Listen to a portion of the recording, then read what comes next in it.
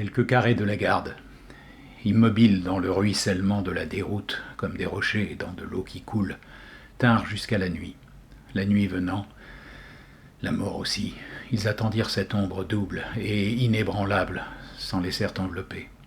Chaque régiment isolé des autres, et n'ayant plus de lien avec l'armée rompue de toutes parts, mourait pour son compte. Ils avaient pris position pour faire cette dernière action, les uns sur les hauteurs de Rossomme, les autres dans la plaine de Mont-Saint-Jean. Là, abandonnés, vaincus, terribles, ces carrés sombres agonisaient formidablement.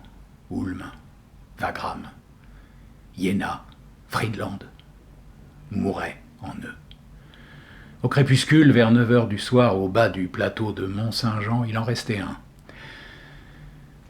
Dans ce vallon funeste, au pied de cette pente gravie par les cuirassiers, inondée maintenant par les masses anglaises, sous les feux convergents de l'artillerie ennemie victorieuse, sous une effroyable densité de projectiles, ce carré luttait. Il était commandé par un officier obscur nommé Cambronne. À chaque décharge, le carré diminuait et ripostait. Il répliquait à la mitraille par la fusillade, rétrécissant continuellement ses 4 murs.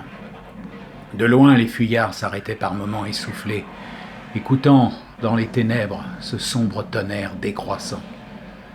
Quand cette légion ne fut plus qu'une poignée, quand leur drapeau ne fut plus qu'une loque, quand leurs fusils épuisés de balles ne furent plus que des bâtons, quand le tas de cadavres fut plus grand que le groupe vivant, il y eut parmi les vainqueurs une sorte de terreur sacrée autour de ces mourants sublimes, et l'artillerie anglaise, reprenant haleine, fit silence. Ce fut une espèce de répit. Ces combattants avaient autour d'eux, comme un fourmillement de spectres, des silhouettes d'hommes à cheval, le profil noir des canons, le ciel blanc, aperçu à travers les roues et les affûts. La colossale tête de mort, que les héros entrevoient toujours dans la fumée au fond de la bataille, s'avançait sur eux et les regardait. Ils crurent entendre, dans l'ombre crépusculaire, qu'on chargeait les pièces. Les mèches allumées, pareilles à des yeux de tigre dans la nuit, firent un cercle autour de leur tête. Tous les bouts de feu des batteries anglaises s'approchèrent des canons. Et alors, émus, tenant la minute suprême suspendue au-dessus de ces hommes, un général anglais, Colville selon les uns, Maitland selon les autres, leur cria « Braves Français! Rendez-vous !» Cambronne répondit « Merde !»